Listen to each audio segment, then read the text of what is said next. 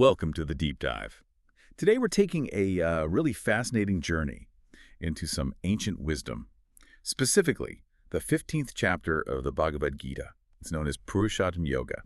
Now for this deep dive, we've got something a bit different excerpts from a really insightful discussion on this chapter. And our mission, yours and ours, is to pull out the most vital insights, maybe some surprising bits too, about its core teachings.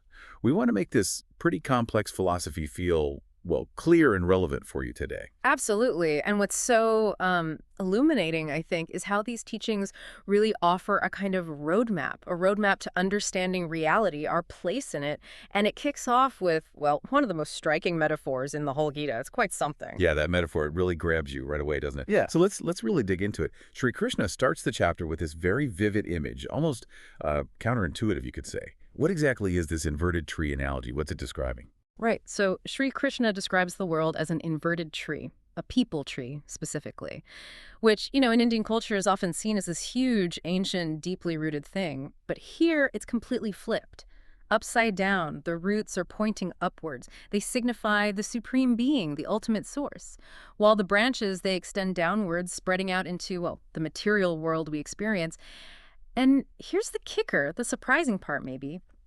This whole tree, its growth, it's fueled by us, by our actions, our desires, our accumulated impressions, karma, essentially. Wow. So our everyday lives, the choices we make, we're basically feeding this cosmic tree. That kind of puts a new spin on things, doesn't it, what we're actually cultivating?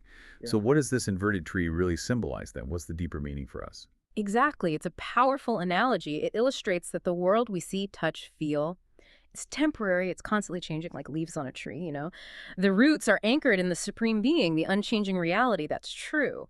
But the branches, the leaves, they're formed by Maya, this divine power that creates the appearance of the material world. It can often cloud our view of what's truly real.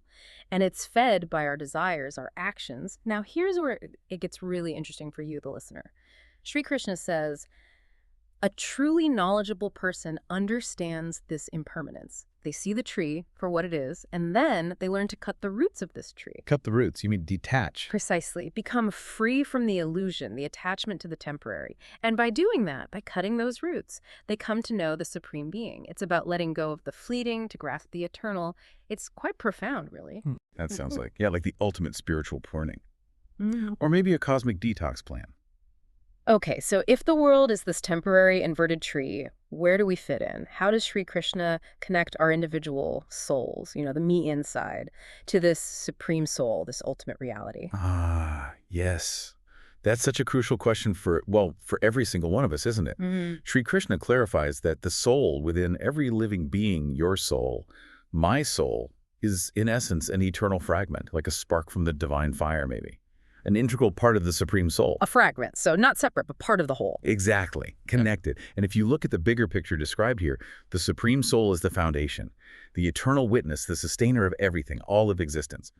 And what's really profound is this Supreme Soul isn't just somewhere out there. It resides within everyone's heart, right here. It's the source of our knowledge, our memory, and even, interestingly, our forgetfulness. Forgetfulness, too. That's intriguing. It's all part of the cosmic play, you could say.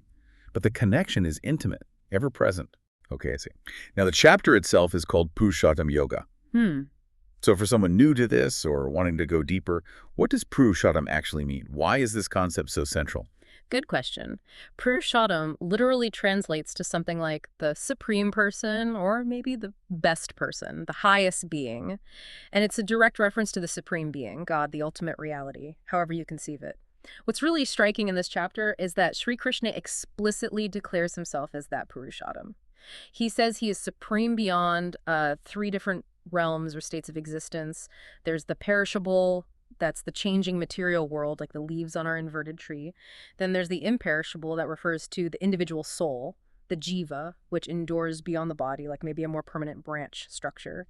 And then there's this ultimate supreme state beyond both of those. That's Purushottam. Beyond both the changing world and the individual enduring soul. Exactly. Transcending both. And the profound significance here, the real core insight for anyone seeking liberation is this. Anyone who truly understands, truly knows the supreme Purushottam, they are liberated.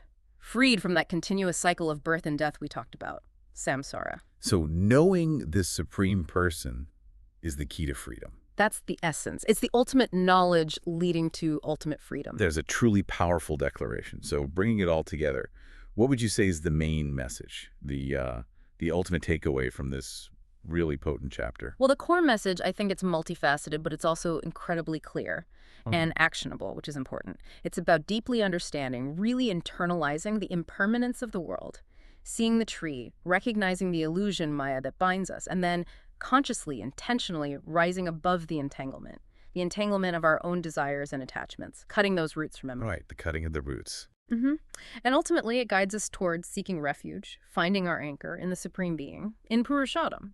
A true yogi, as described here, meaning someone really engaged in the spiritual path, this discipline and wisdom, is the one who comes to know the Supreme. They eventually merge with that ultimate reality, become one with it. And in doing so, they become truly free, free from the cycle, experiencing liberation, moksha. Wow. What a profound deep dive into Purushottam Yoga. Yeah. Just that idea of the inverted tree. Yeah. It offers such a unique, almost startling way to look at our own existence, our daily choices even. It really does. And you know, this chapter, it's not just ancient wisdom locked away in a book. It offers a timeless, practical framework for understanding spiritual freedom. And it feels incredibly relevant even today. Absolutely. So for you, our listener, maybe here's a thought to take with you, to ponder as you go about your day.